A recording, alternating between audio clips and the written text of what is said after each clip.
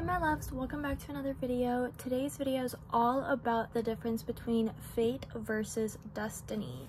So let's get into it. So first I want to begin with why I want to talk about this. So I actually got this idea from this oracle deck and I've been meaning to talk about this for a while now. So here I am, and as I was doing like my own personal reading, I got this card from this oracle deck. And it's called I Remember, Soul Plan, the Fated Life versus the Destiny Life, okay? So this really intrigued me when I first got this card, right? So I read about it in the guidebook, and this is where I first learned the distinct differences between fate versus destiny, and I haven't stopped talking about it ever since, okay? I've been like philosophizing to all my friends and family about it. So I'm sure like most people know, but if not, this is the video for us. So fate, this is what it says in the guidebook, is the calling of your ego, the life that you are born into, okay? So things that you really can't control, your gender, your age, your race, okay? And that's just, we're not gonna argue about that. We got the destined life, which is the calling of your soul. So that is almost like if you think of the term trailblazer. Trailblazers blaze their own path and their own trails that is very, I guess, eccentric and non-conforming to ideals, correct? So like, I'm going to talk about the examples versus for this, and how you can apply it into your life and how to really channel your soul versus your ego. So let's get into that. So to begin, I wanted to share examples of people choosing their destined path versus their fated path, and how you can kind of observe that in real life. So for example, if you grew up in, I guess, a very religious environment and conservative environment, this is just an example, you might be expected to hold up those traditions and like religious beliefs within your own family when you get married and whatnot, right? But let's say like you're Gen Z, and yeah, you know that your parents and your entire family may want that for you, so like it's a bit of pressure already to like have to get married first. And you know, I actually believe in this tradition, like I want that for myself. I want to get married and then have a family.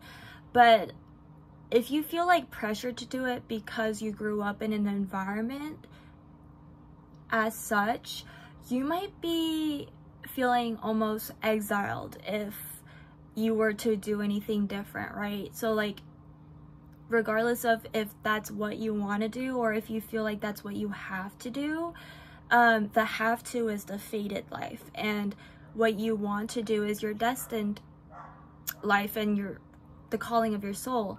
So I guess that wasn't a really good example, but let's say for example your parents want you to become a lawyer or doctor, and as I'm representing this stereotype, this Asian stereotype. My parents actually weren't like that at all, so thank goodness. But stereotypically, Asian parents are known to want, I guess, more, I don't know how to describe it. You know what I'm talking about. Just more bragging rights, okay? Like it would have to be more prestigious. Not that like, because I'm a psychology major, not that that isn't prestigious to be like a psychiatrist or a psychologist at all. It's just more like a good image, good money, and just like, it's just brag worthy, okay? Like you can say my son's a doctor, he's a surgeon, a neurosurgeon, whatever. Because like that looks good, right? I guess. But let's say you don't want to do that. Let's say you just want to be an artist, but you don't want to let your parents down. What are you going to choose? Are you going to choose to let your parents down and pursue your art career? And even though you hear these whispers like, oh my gosh, like artist, he's not no Picasso. Like, what is he gonna do with that? Like, he's not gonna get paid much. It's just, I mean, you know, like, that's just blah blah blah blah blah, like all this trash talking. But it is a lot of pressure to have to hear that, like, because your environment really influences you greatly. So I do understand how, like, some children might be pressured into choosing a career path that, like, doesn't really suit them, and it's not really what they want to do, okay? And I know, like, we all have free will, so some of y'all might be watching this like, well, that's their fault. Yeah, it is their fault. But I feel like a lot of people are very, like, I don't want to say this in a way that, like, I think, I don't know what this term means, but I'm gonna start saying it. I'm gonna search it up. But, like, woe is me. I'm not trying to be like, woe is me, okay? I just feel a lot of people do conform, though. Like, they feel it's already assumed, an unspoken thing that you have to conform and have to, like, and especially, like, for an example, an Asian family, it feels more stricter. It feels less individualistic is what I'm gonna say. And so you feel you don't want to let down your family, and so you're like, yeah, like, just get through it, and, you know, we'll make some money and maybe we can pursue the art hobby, like, on the side. But and that's fine, but I feel like this is where it becomes a minority that people choose their destined path. And that's why when we hear the phrase, like, chosen one, or, like, starseed and stuff like that, you don't have to believe in these things.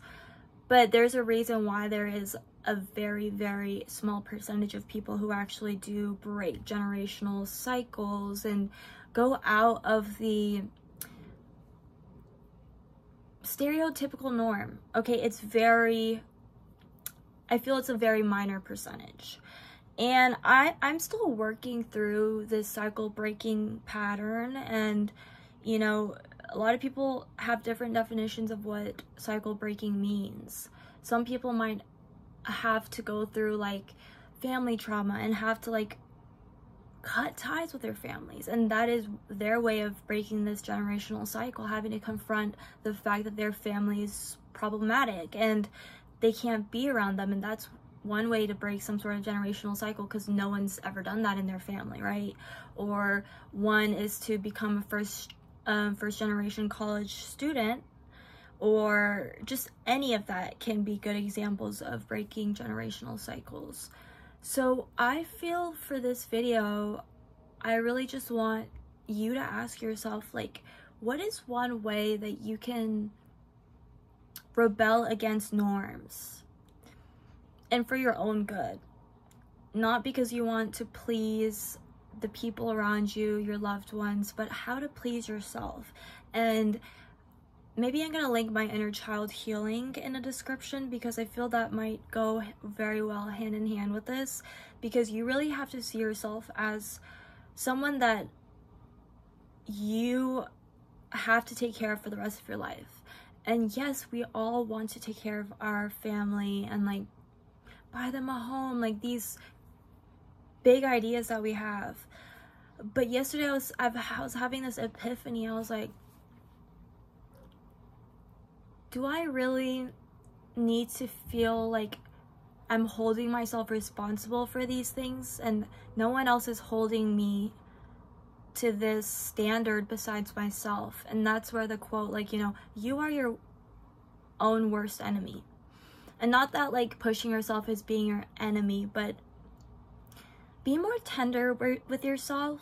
And I feel like there's a lot of courage in being tender with yourself and others, and being, like, compassionate and admitting to yourself that this is not what you want, and, like, this life is just your life to live and no one else's. And we're not going to take a selfish route. It's more of a prioritizing yourself route, self-love route, okay? Because yesterday I was like, I think something that I haven't admitted to myself is that I'm putting more weight on myself than I would like to admit. And I freed myself from it, and I told myself the only person that you are responsible for is yourself. And that really felt like a weight just lifted off my shoulders. And therefore, you can feel free to do whatever you want. And most people might feel like choosing your fated life is like the easy way out, and it could be seen as that, but like once you just are honest with yourself, it feels more easier to choose your destined life and the one that suits you the most, right? Don't listen to what other people have to say. It doesn't matter what people think is best for you. Be honest with yourself, okay? Get guidance and advice from people who, you know, are unbiased and care about you, and get a second opinion. That's fine, but do not rely on the opinions of others to choose your calling, okay? Only you can choose that for yourself. So I feel like this wasn't a super in-depth rant, but like I'm sure you'll get the gist. Let's be honest with yourself. What things are you good at? What things bring you joy? What are you tempted to, not tempted, okay? This is not about like desire. It's more of like an enlightened view. What did you love doing as a kid? What brought you so much excitement, okay? What do you love learning about? Because for me, like spirituality, psychology, tarot, and you know, I love crafts and artsy stuff. Those are things I want to keep continually learn about for the rest of my life. Like I can devote myself to doing that. Whereas if you're choosing your fated life, a life that you don't even want to live, you don't feel any joy in doing it, and that's a disservice to you and others that you're serving while doing that job. So for example, like if you're a nurse, not even want to be a nurse, but like, you know, it's a generational thing. Like my mom was a nurse, my grandma, my great grandmother was a nurse, so I could be a nurse. But you hate doing that. Well, let's talk about your patients. Is that fair for them? So let's be real, people. Fate versus destiny. Okay, this was a pretty powerful video, guys. So, all right. Goddess of Peace is outie. Love y'all. Much love.